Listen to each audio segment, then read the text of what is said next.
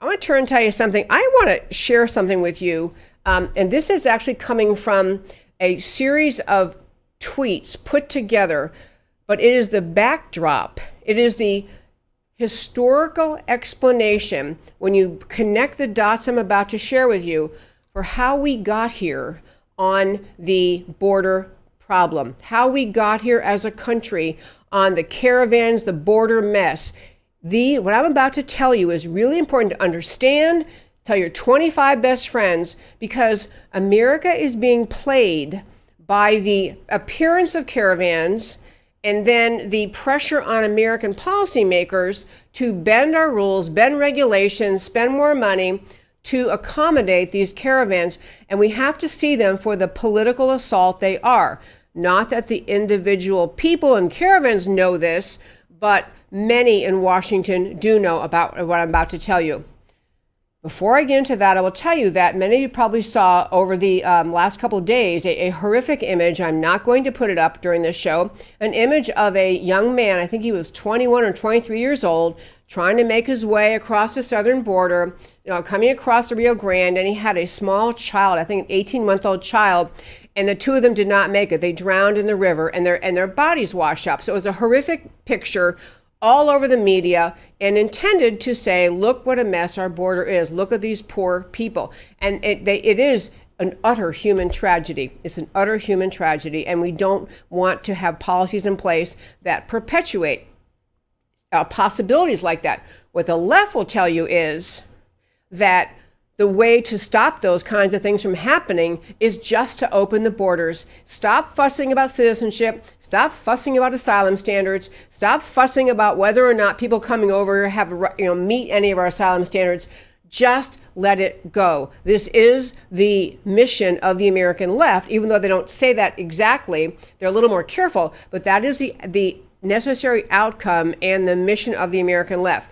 And so I want to run through a series of tweets. And before I do that, one last thing. So President Trump had a little very impromptu press conference. And some people have said these are the best kinds. In fact, I think I was telling you all recently when I got up to Washington, just because of someone I happen to know, I got a real insider's tour of the White House and got to kind of walk all over inside the White House. And also was shown this walkway where my friend who was showing us around said, yeah, this is where President Trump often, as he was walking off to get on Marine One to take off, there'll be press congregated by this driveway area, and they'll stop and ask him questions. He loves these little pressers. Sometimes you get the most gems out of him. So he had one this morning, and this, my incredibly wonderful Matt, is clip 2. I want to just show you what Trump said this morning about the mess at the borders. This is President Trump this morning as he headed off to Japan. Thank you very much. I just spoke with Nancy Pelosi, and we had a good conversation having to do with the bill, humanitarian aid at the border for the children, mostly. And we are moving along very well with a bipartisan bill in the Senate. Spoke with Mitch, spoke to a lot of people. We're doing very well. It's very far along, and I believe the House is going to also be getting together with the Senate. Hopefully they can get something done. It's humanitarian aid. It's very important, and I think that a lot of people are starting to realize that I was right when I said we have a crisis at the border. Everyone's saying now we had a crisis at the border. It wasn't a manufactured crisis, which they were saying. It wasn't manufactured at all. We have a crisis at the border. We can solve the problem if they would change some of the rules and regulations, change asylum, change so many different things. The loopholes in particular could be done very quickly, and you wouldn't have this problem. I've been saying it for a year and a half. I've been saying you have to change the loopholes, you have to change asylum. You wouldn't have this problem. They're not working on that, unfortunately, today. What they're working on is aid. It's humanitarian aid for the children. It seems that the Senate is very close. I think that Nancy wants to get something done, and the Senate and the House will get together. I think they'll be able to do something. Okay, I was going to tell you a couple of things. I definitely want to, first of all, that clip, a friend's texting me. The clip was yesterday. Okay, so that was President Trump yesterday morning. But what I want to get at before I get into this I want to lay out for you how the caravan crisis at the southern border, this horrific picture of this young dad and his very young daughter, and as well as the many other instances we've seen of people who are suffering trying to cross into America. This is a manufactured by the left, concocted by the left crisis, concocted by the Obama administration.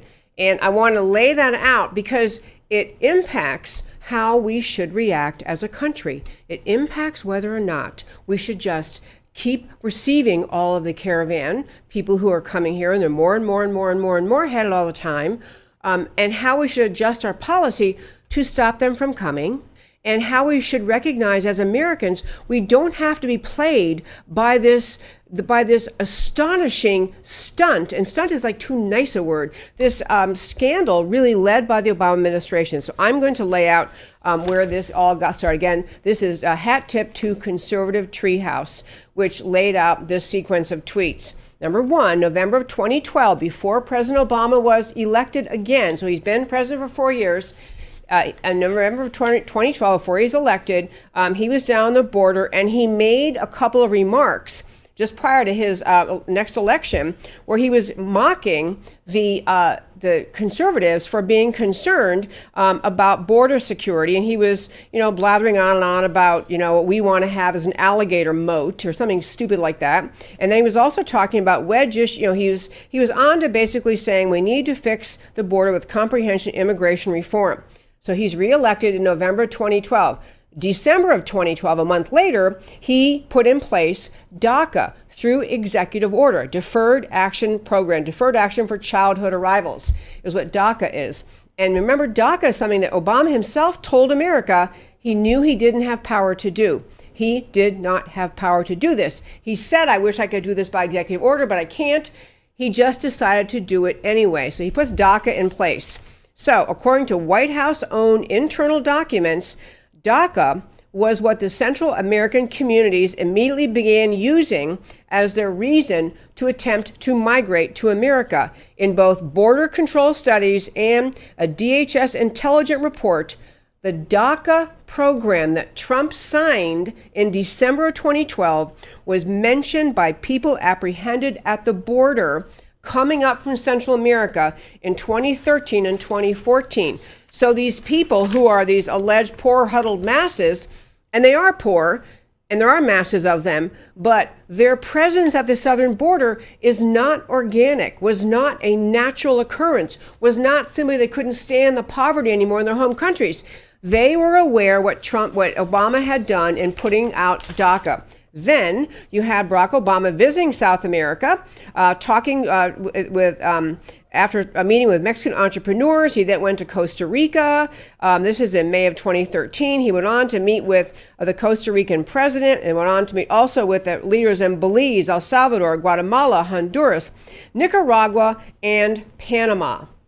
So he's down meeting with those leaders. He's allowed to do. He's president. But this is at a time he's put DACA in place, and he's becoming aware that people are coming up from those countries because they know DACA exists. They aren't eligible for DACA under the terms of DACA, but they think what DACA is signaling is if you just get yourself inside of America, somehow America is going to let you stay there. We've somehow abandoned our ideas of citizenship, refugee policy, asylum policy, that if you just get yourself here, America's going to let you stay. Summer of 2013, number of illegal unaccompanied minors reaching the southern border from El Salvador, Guatemala, Honduras, Nicaragua, the countries he just met with. This is in the summer, so Trump meets with them in May. By that summer, Obama meets with them in May. By summer 2013, the number of illegal unaccompanied minors at the southern border from those same countries which Obama just met with, El Salvador, Guatemala, Honduras, Nicaragua, doubles. 20,000 plus reached the U.S. southern border by traveling through Mexico. By October of 2013, at the conclusion of the immigrant travel season, the White House receives notification that tens of thousands of unaccompanied minors should be anticipated to hit the southern U.S. border the following summer. So in October 2013, Obama's already aware we're going to have more of these folks coming in the summer of 2014. There was an estimated 150% increase in the number of unaccompanied children reported to the White House. In January 2014, in response to projections, the Department of Homeland Security, DHS, posts a job notification seeking bids to facilitate 65,000 incoming unaccompanied alien children. The job posting was in January of 2014. Long before they get here, DHS is looking for people to help them. On January 29th, 2014, the federal government posts an ad seeking bids for a vendor contract to handle unaccompanied alien children. They even mention 65,000 unaccompanied alien children. 2 weeks later, February 2014, Obama visits Mexico.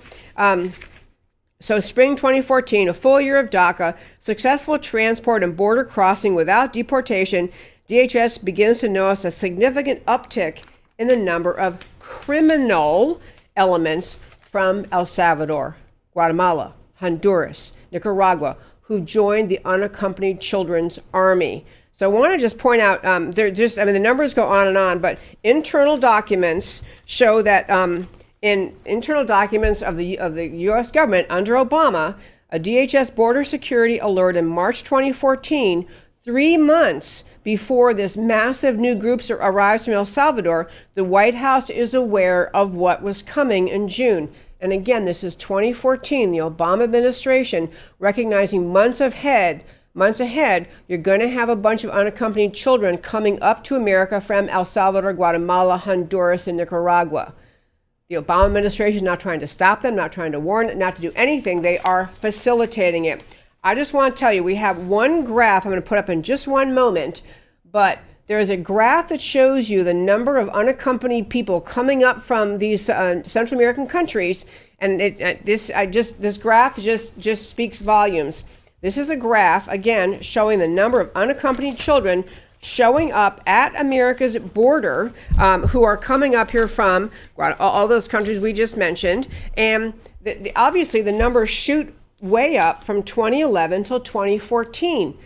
This is Obama administration urging, enabling, encouraging unaccompanied children and others to come up from those Central American countries, to come up to America after he's put DACA in place. This is the enablement and the encouragement by the Obama administration of these people. And so the charts is maybe a little bit hard to read, but by 2014, the countries are sending people: Mexico, Guatemala, El Salvador, Honduras, and the numbers have gone just from Honduras. For example, Honduras had in 2014 a little over 45,000, whereas they had in 2012 just a little under 25,000, and back in 2011 just barely over 16,000. The point is, this is an encouraged caravan movement by the Obama administration and also very similar, same timing when these numbers are happening.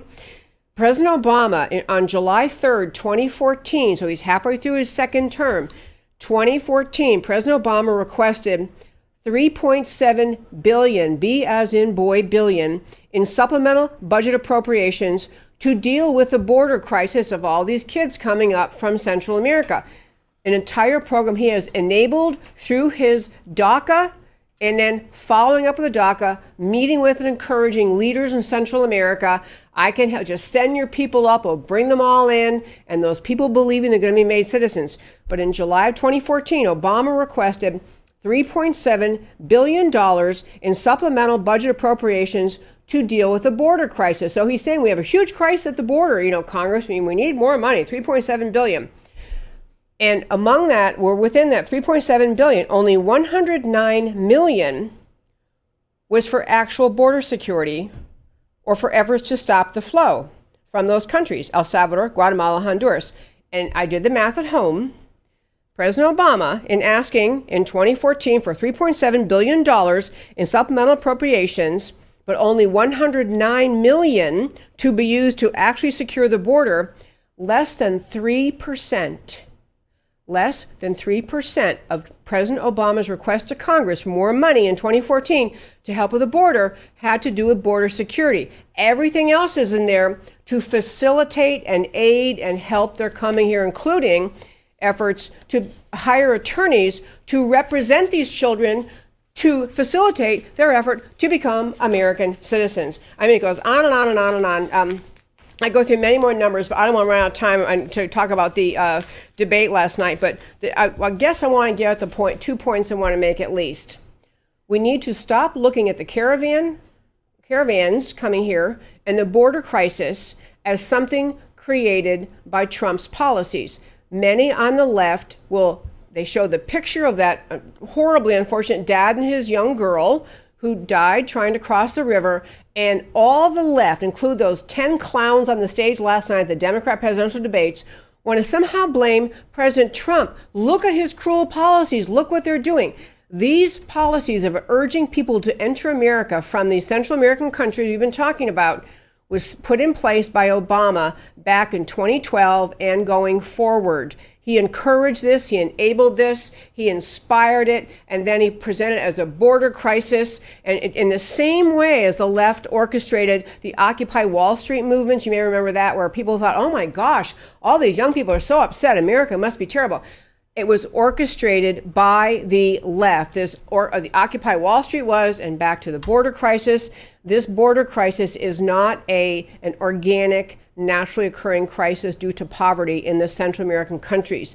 It was facilitated by the Obama administration and, to a larger sense, by the American left, who uses this mass migration into America and then refuses to fund Border Patrol, refuses to fund adequate facilities to house these people, will not agree to the funding that President Trump is asking for additional Border Patrol to stop people from coming here. All of this is a paid-for invasion of America, paid for by the left, with the long-term intention of having enough of these people come into America, be tucked away in our sanctuary cities, be counted on our census, by the way, and then end up being people, when the left has power again, who are all on a speedy track to amnesty, to citizenship, to voting.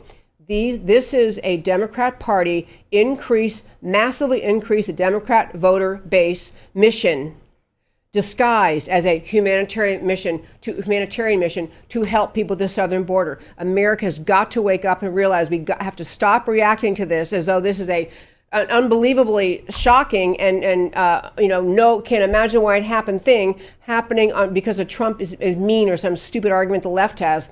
We have to recognize it's orchestrated and it is intentional, and it's very harmful to America. That is what the border crisis is, and it was orchestrated from the start by the Obama administration, and then and Trump, as you're hearing him say a moment ago, keeps saying we have a crisis. It's really a crisis. We got to do something. And then, of course, he is victimized by the left and by the media, saying, "Oh no, it's all it is Trump's mean policies and even policies Trump is doing that Obama did, as in including things like you have to stop people at the border, make sure that these children they have along with them aren't being trafficked, that they really are their own kids." Obama's administration did that. Obama's administration, the pictures you saw of migrants in cages with children, that was the Obama administration. But somehow the left has commandeered this issue, or tried to put it right in front of the American people, and tried to have us all believe that this is all caused by Trump's policies. Once you recognize this is an orchestrated invasion, orchestrated by the American left, with help from other organizations we talked about before in this show, you realize that we, on the conservative side, the patriotic side, the pro-America side, the pro-citizenship side, the pro-border side, are actually defending an invasion, and it's okay if we're pretty darn tough about it.